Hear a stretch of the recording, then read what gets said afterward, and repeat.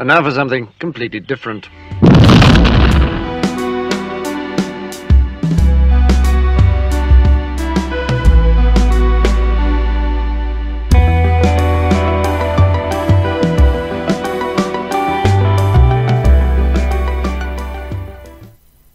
Hi everyone.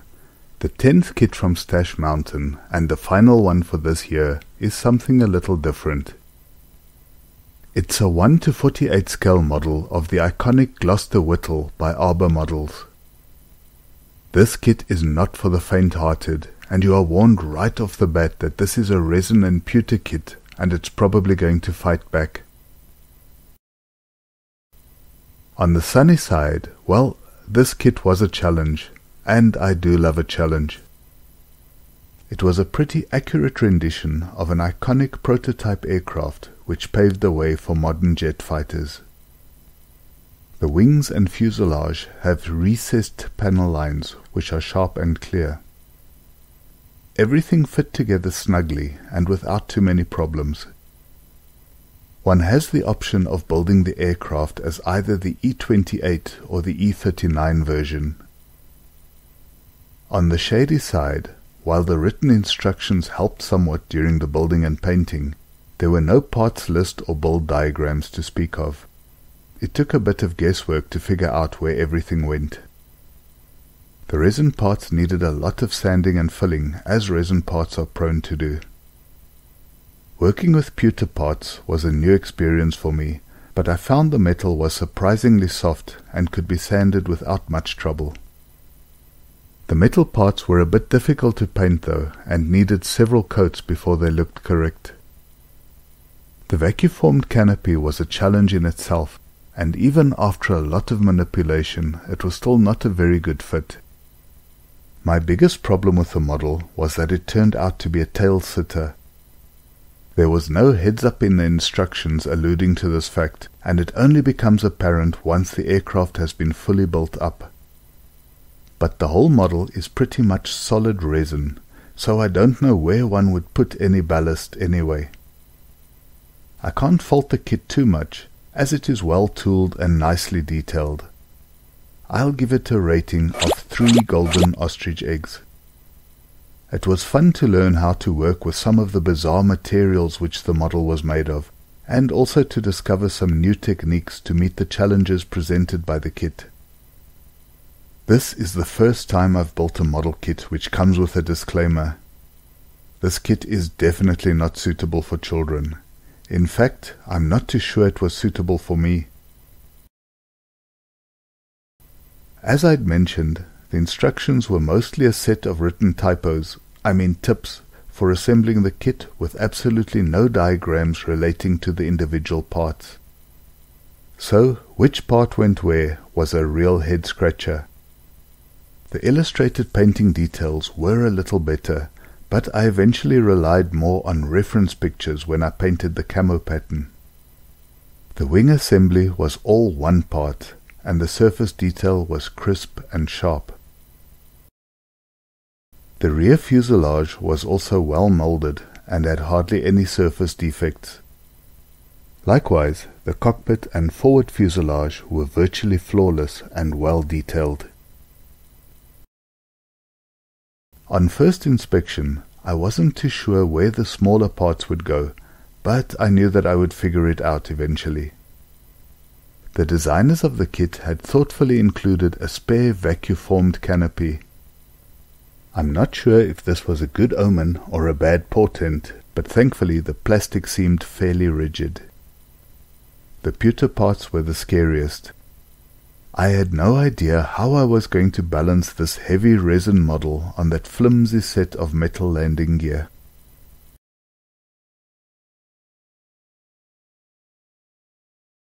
At first glance, I thought the ventral venturi housing was the wing camera, and I wasn't sure where that strange barrel-shaped part was supposed to go.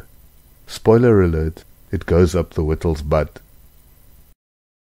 The decals looked to be of a good quality with not much yellowing, even though the kit was about 20 years old.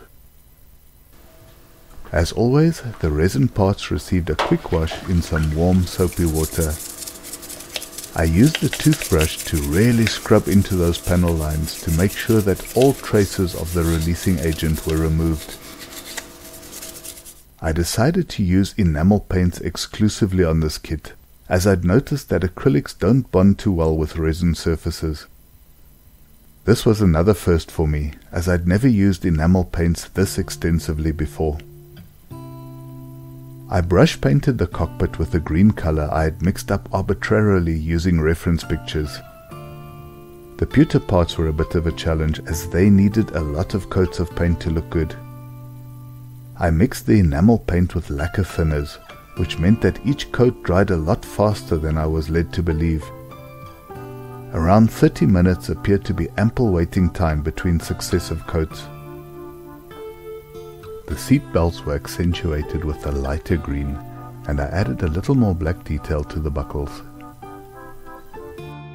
The instrument panel had raised areas for the dials, which were easy to emphasize by gently scraping off some paint with an X-Acto blade.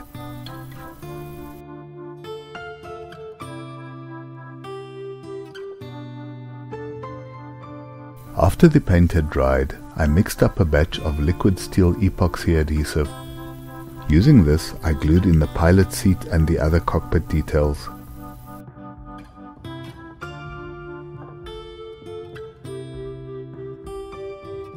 In turn, the landing bays also received a coat of light grey enamel. The resin parts required exhaustive trimming and shaping in order to fit properly. I used an X-Acto blade and a mini file to get rid of the bulk of the waste material, and then went in with sandpaper for a more precision fit. After a bit of Arba grease and patience, the parts finally locked together adequately. Eventually, when I got around to putting everything together, I decided to try a cheaper brand of epoxy resin from China. It turns out that cost cutting is sometimes expensive in other ways. The cheap epoxy was terrible, as it created a lot of stringy bits which constantly needed to be cleaned off, and really slowed down the whole build process. In some areas of the fuselage, there were crosshatch patterns which served as guides for the placement of the smaller parts. This guide helped a lot with the final assembly of the rear part of the cockpit. It was fairly easy to apply the epoxy glue and then carefully line up the resin part so that it covered up the entire crosshatch guide. There was also a crosshatch pattern for the venturi housing on the underside of the aircraft, which was an invaluable aid for the attachment of this pewter part. The Vacuform Canopies were another challenging part of the build. I picked one at random to start with, and was thankful that a spare had been included in case I messed up badly. There was a lot of redundant plastic on the canopy, which had to be trimmed off and whittled down to its proper shape. Ha! I said whittle. I cut the bulk of the excess away with a pair of scissors. The plastic was fairly hard and rigid, so I had to go carefully and not make any skew cuts at this point. I used a mini file to get rid of the jagged edges, and followed this step by sanding with some 400 grit sandpaper. I did regular checks to make sure I was shaping up the canopy properly. It took a while to get there. I masked off the canopy carefully, making sure to press down the edges with a cocktail stick. I planned to glue the canopy in place before painting the whittle, and hoped that this step would stop the paint from bleeding under the masks. Then it was time for the real work to begin. Even though the resin parts had a fairly close fit, there were still a lot of nooks and crannies which needed to be de-nooked and uncrannied. This was an exhaustive exercise of filling, cleaning, sanding and filling again. I used Mr. Surfacer 500 as a filler and applied it liberally to all the seam lines using a cocktail stick. Cleanup was as simple as wiping with some acetone on a cotton bud, which thankfully did not react badly with the resin model. I smoothed down some of the more stubborn areas with 800 grit sandpaper.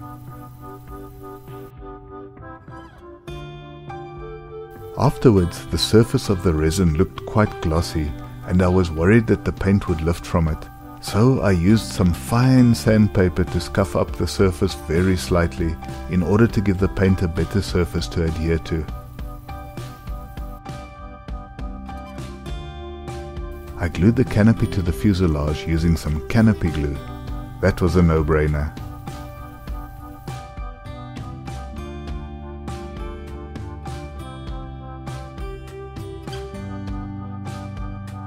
As a final step, I ran through the panel lines with the scribing tool to remove any excess filling putty and dust which formed during the sanding process.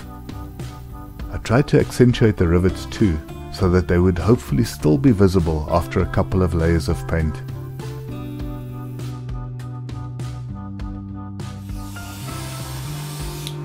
I started the painting process by giving the aircraft a black base and a few highlighted areas. Once dry, I applied some light coats of flat earth and allowed this to cure overnight. The brown areas of the aircraft's camo pattern were masked off using the reference pictures as a guide. I used paper cutouts and post-it tack and followed the pattern of the reference pictures as closely as possible. After the masks were in place, I sprayed on a couple of light coats of green paint, which I mixed up by eyeballing the reference pictures. The masks were removed very slowly and meticulously to avoid any damage to the brown paint underneath. I made sure to remove all traces of post-it tack from the model surface, as these could prove to be nasty later on. I was quite happy with the result, and especially liked the subtle edges of the camo pattern. Next up was the yellow coat. I masked off the wheelbase along with the rest of the aircraft and applied a couple of light coats of flat yellow to the underside of the aircraft. The last parts which needed to be assembled were the landing gear and landing bay doors. Getting those pewter parts to stick to the resin model required a little ingenuity and a lot of patience. The landing gear fit into the model surprisingly well, and once the epoxy resin had cured, they weren't moving anyway, which, as far as wheels go, is probably not a good design feature. The kit designers were quite clever when they created the landing gear doors on both wings. They were cast in pewter as one part, and if one built the model with landing gear up, one could merely glue these parts straight in. However, when building the model with doors open, one simply snaps the part in half, and there you have two landing bay doors ready for assembly. Of course, it helps to smooth down the rough edges with some sandpaper. The aircraft received a quick coat of gloss varnish to seal everything in. When I tried to apply those 20-year-old decals, however, I was in for a nasty surprise. They had become completely brittle and disintegrated to the touch almost immediately. Luckily, once upon a time, long ago, I'd learnt a hard lesson regarding decals, and nowadays I do a high-res scan of all my decals before I apply them to a model. So I printed out a fresh set of decals and affixed these to the model instead. Once the decals had set, I sprayed on another coat of gloss varnish. I mixed up a batch of black and brown acrylic paint, which I thinned down to a wash consistency.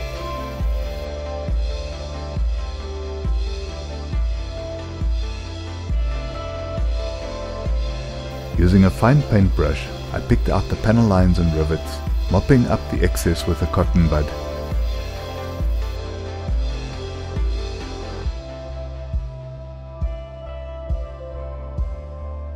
In retrospect, I should have left the plane just like this, at this step, and called her done. But sadly, I decided to add more detail with the Tamiya weathering kit. In real life, the Whittle was just an experimental aircraft which wasn't flown very much, and would have been in fairly pristine condition. Unfortunately, I weathered the living heck out of it. After a coat of flat varnish, I buffed her up with some micromesh cloth for a more satin finish. The tires were given a final touch-up, and I painted the rear jet nozzle black. The last step was the one I always dread. I removed the canopy masks gingerly and breathed a sigh of relief when I saw that no paint had bled under them. A couple of quick touch-ups with some flat earth enamel and I called her done. I really enjoyed putting this amazing aircraft together. It took me right out of my comfort zone and I got to work with resin and pewter and vacuform parts and enamel paints, all for the very first time and all in one kit.